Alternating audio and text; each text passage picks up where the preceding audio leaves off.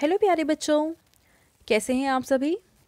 चलिए इस वीडियो में हम समझेंगे क्लास 7th की वर्कशीट नंबर 28 जो कि 12 नवंबर 2021 की वर्कशीट है। और आज का सब्जेक्ट है बच्चों सोशल साइंस। और आज जो हम टॉपिक पढ़ने वाले हैं वो है how the state government works, यानी किसी भी स्टेट की गवर्नमेंट किस तरीके से काम करती है हम उसे समझेंगे। तो चलिए इस वर्कशीट को स्टार्ट करते हैं। देखिए हमारे पूरे इंडिया में जो लेवल ऑफ गवर्नेंस है वो 3 लेवल पे होते हैं।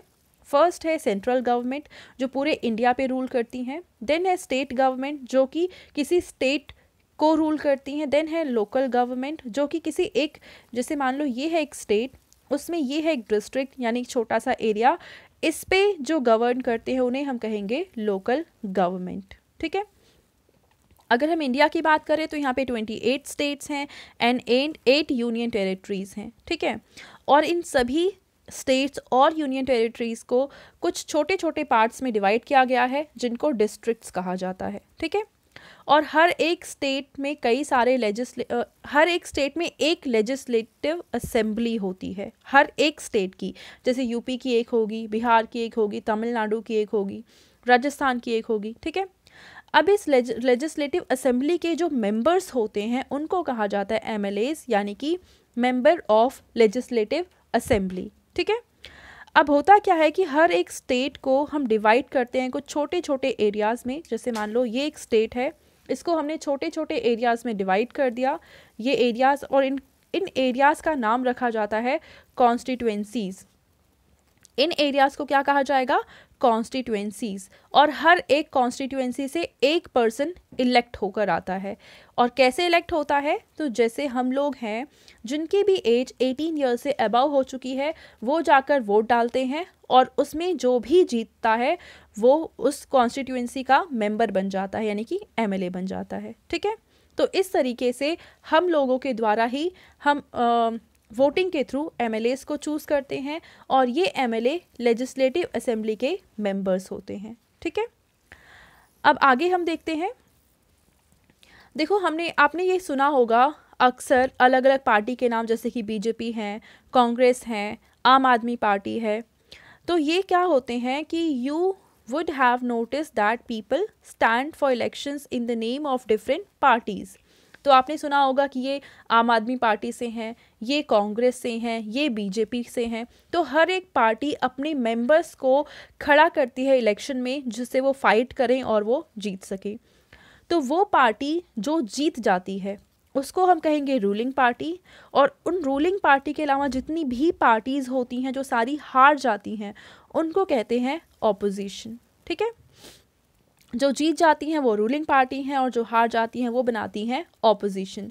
और वो मेंबर्स जो हर एक कॉन्स्टिट्यूएंसी से जीतते हैं, चाहे वो रूलिंग पार्टी के मेंबर हों या ऑपोजिशन के मेंबर हैं, अगर वो जीते हैं तो इन्हें हम एमएलएस कहते हैं। ठीक है। अब जो पार्टी जीती है यानी रूलिंग पार्टी से जितने भी एमएलएस होते हैं वो सब मिलकर मीटिंग करते हैं और वो अपना लीडर चुनते हैं और उन लीडर को कहा जाता है चीफ मिनिस्टर। ठीक है। और फिर चीफ मिनिस्टर यानी कि सीएम कुछ मिनिस्टर्स को चुनते हैं, वो जिसको चाहे उसको चुन सकते हैं। तो चीफ मिनिस्टर्स एंड मिनिस्टर्स दोनों मिलकर क्या करते हैं, एक तरह से गवर्नेंस करते हैं किसी स्टेट या यूनियन टेरिटरीज पे। अब चीफ मिनिस्टर को, इन मिनिस्टर्स को अपॉइंट कौन करता है? तो इनको अपॉइंट करने का काम किया जाता है गवर्नर के द्वारा। अब क्वेश्चन ये आता है कि गवर्नर्स क्या होते हैं। तो देखो एक स्टेट है जिसमें लोगों ने जिनको चूज़ किया है, इलेक्ट किया है, वो तो मिलकर बना देते हैं सीएम, वो चुन लेते हैं अपना एक लीडर जो कि होता है सीएम। लेकिन जो सेंट्रल गवर्नमेंट है वो अपना एक पर्सन यहाँ पे अपॉइंट करती है और उस पर्सन को ही हम कहते हैं गवर्नर। ठीक है। और गवर्नर का काम क्या होता है? पहला काम तो ये होता है कि ये चीफ मिनिस्टर को और बाकी मिनिस्टर्स को अपॉइंट करता है। ठीक है।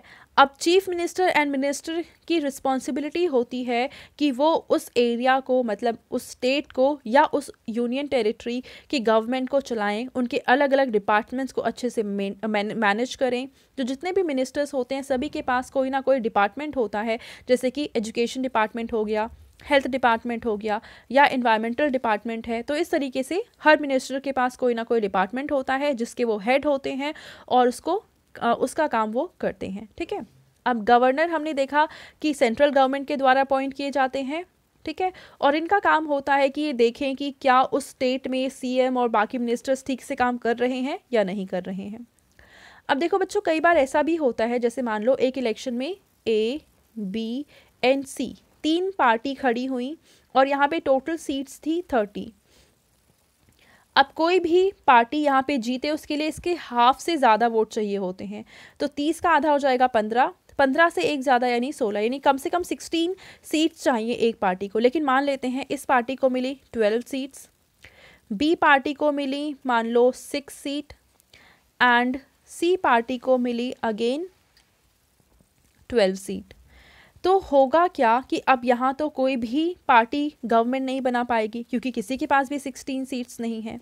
तो ऐसे में मान लेते हैं कि पार्टी ए और बी ने डिसाइड किया कि हम एक साथ मिल जाते हैं और हम दोनों मिल जाएंगे तो हमारे पास कितनी 18 सीट्स हो जाएंगी और फिर हम गवर्नमेंट बना सकते हैं। तो इस तरीके से party A and party B मिलकर गवर्नमेंट फॉर्म कर लेते हैं और इस तरह की गवर्नमेंट को हम कहते हैं कोलिशन गवर्नमेंट। ठीक है, अब इसके बाद देखो हमें यहाँ पे कुछ क्वेश्चंस दे रखे हैं, जैसे कि सबसे पहले समझ लेते हैं गवर्नर। गवर्नर क्या होता है? The head of state is the governor, यानी किसी भी स्टेट का जो हेड होता है उसको गवर्नर कहते हैं। And she is appointed by the central government, जैसे मैंने ऊपर बताया कि जो गवर्नर हैं वो सेंट्रल गवर्नमेंट के द्वारा अपॉइंट किए जाते हैं to ensure that the state government works within the rules and regulations of the constitution. और ये गवर्नर्स इसलिए अपॉइंट किए जाते हैं जिससे कि वो देख सकें कि स्टेट में जो गवर्नमेंट है वो गवर्नेंस रूल्स एंड रेगुलेशन के द्वारा ही चलाई जाए जो कि कॉन्स्टिट्यूशन में मेंशन है, वो अपनी मर्जी से कुछ काम ना करें। ठीक है, अब इसके बाद देखो यहाँ पे एक एक्टिविटी हमें कह रखी है करने के लिए। The result of a state assembly election is given below. यहाँ पे एक किसी भी स्टेट का इलेक्शन हुआ था तो उसका रिजल्ट दे रखा है। तो यहाँ पे कुछ पार्टी हैं। फर्स्ट पार्टी है लोक अधिकार पार्टी जिसको 43 सीट्स मिली हैं। फिर है जनता कल्याण दल जिसको 16 सीट्स मिली हैं। उसके बाद अदर पार्टीज़ को 3 सीट्स मिली हैं। अदर पार्टीज़ मतलब इनके अलावा जितनी पार्टीज़ थी। और बच्चों कुछ लोग ऐसे भी होते हैं जो किसी भी पार्टी से बिलोंग नहीं करते हैं, बस वो इलेक्शन लड़ते हैं, तो उनको हम कहते हैं इंडिपेंडेंट मेंबर्स। तो ऐसे 6 मेंबर्स हैं जो कि जीत कर आए हैं। अब इस कॉन्स्टिट्यूएंसी में, इस स्टेट में हम कह सकते हैं टोटल सीट्स थी 68। अब किसी भी पार्टी को गवर्नमेंट बनाने के लिए 68 का हाफ करेंगे हम तो आ जाएगा 34 और उसमें 1 ऐड कर देंगे, यानी कम से कम 35 सीट्स चाहिए किसी भी पार्टी को यहाँ पे गवर्नमेंट फॉर्म करने के लिए। ठीक है, तो अब हमने देखा यहाँ पे कि ये है इनका मेंबरशिप जो ये जीते हैं। फर्स्ट क्वेश्चन है state which party will form government and Y. तो बताओ कौन सी पार्टी यहाँ पे गवर्नमेंट बनाएगी और क्यों। तो यहाँ पे लोक अधिकार पार्टी गवर्नमेंट बनाएगी क्योंकि उसके पास आधे से ज़्यादा वोट्स उसे मिले हुए हैं। हाफ यहाँ पे वोट कितना होगा 35 चाहिए गवर्नमेंट बनाने के लिए, पर इनके पास 43 है तो ये अपनी गवर्नमेंट फॉर्म कर लेंगे। ठीक है, बी है which parties will be called opposition and Y. तो जो पार्टी रूलिंग पार्टी है यानी जिसने सरकार बनाई है उसके अलावा जितनी भी पार्टी होंगी वो सारी ऑपोजिशन कहलाएंगी। ठीक है, यानी ये सब ऑपोजिशन कहलाएंगे। फिर सी पार्ट है from which party the chief minister and other ministers will be formed. तो किस पार्टी के चीफ मिनिस्टर होंगे और किस पार्टी के मिनिस्टर्स होंगे। तो जो पार्टी जीतती है यानी लोक अधिकार पार्टी, थर्ड पार्ट का आंसर आ जाएगा लोक अधिकार पार्टी। इसी के ही चीफ मिनिस्टर होंगे और इसी के भी मिनिस्टर्स होंगे। ठीक है बच्चों, तो इस तरीके से हमने तीनों क्वेश्चन कर लिए। अब आते हैं हम यहाँ पे एक और हमें एक्टिविटी दे रखी है find name of some political parties. कुछ पॉलिटिकल पार्टीज़ के नाम बताने हैं, जैसे कि आम आदमी पार्टी है आप, इसके अलावा बीजेपी है भारतीय जनता पार्टी, इसके अलावा आप कांग्रेस लिख सकते हैं। ठीक है, तो ये सारी पार्टीज़ आप मेंशन कर सकते हैं।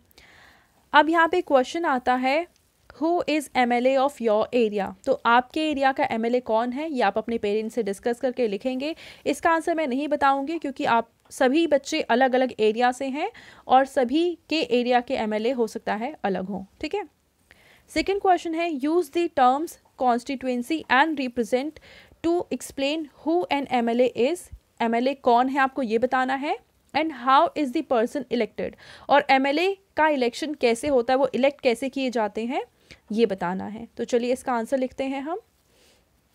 तो बच्चों इस क्वेश्चन का आप आंसर लिखेंगे, every state in India has a legislative assembly.